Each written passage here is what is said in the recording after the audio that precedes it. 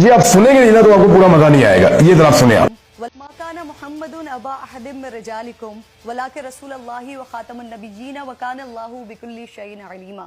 मोहम्मद तुम्हारे मर्दों में से किसी के बाप नहीं है मगर वो अल्लाह के रसूल और खातमुन नबिय्यीन है और अल्लाह हर चीज का इल्म रखने वाला है।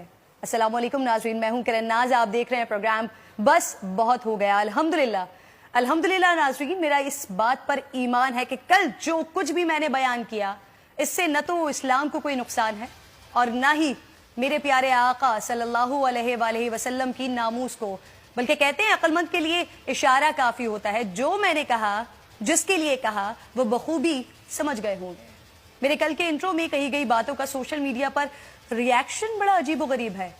या तो मैं समझा नहीं पाई या फिर कुछ लोग समझना ही नहीं चाहते। बहरहाल मैं अपनी कमिटमेंट आकाए नामदार सरवर कौनैन सरकार दो आलम हजरत मोहम्मद मुस्तफ़ा सल्लल्लाहु अलैहि वसल्लम के साथ इस जहान में नहीं अगले तमाम जहानों में भी इसी तरह रखूंगी। मुझे फर्क नहीं पड़ता कौन क्या कहता है और क्यों कहता है, क्यों कह रहा है।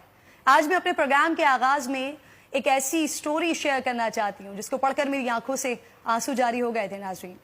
ये कहानी उस मुजाहिद मिल्लत से मंसूब है जिसने सारी जिंदगी नामूस रिसालत की खातिर वक्फ कर दी।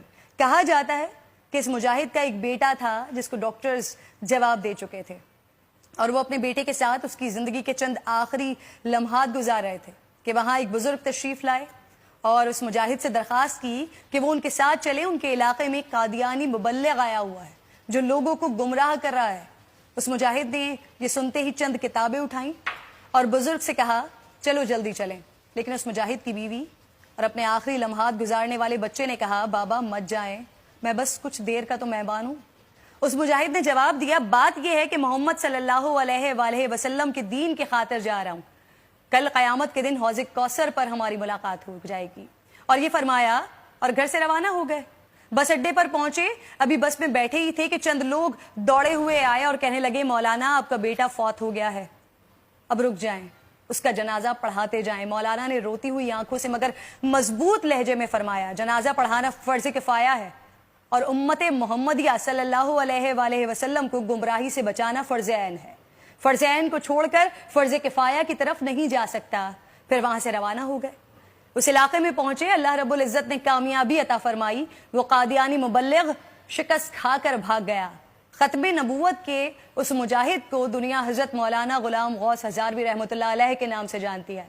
ये एक नाम नहीं है नाज़रीन, मौलाना अब्दुल सत्तार खान नियाजी समेत ऐसे हजारों नाम हैं जिन्होंने अपनी जिंदगियां खत्मे नबूवत पर वार दी हैं और इंशाअल्लाह उनकी कुर्बानियां कभी रायगा नहीं जाती। वो कहते हैं ना कि मोहम्मद से वफा तूने तो हम तेरे हैं, ये जहां चीज है क्या लौह कलम तेरे हैं।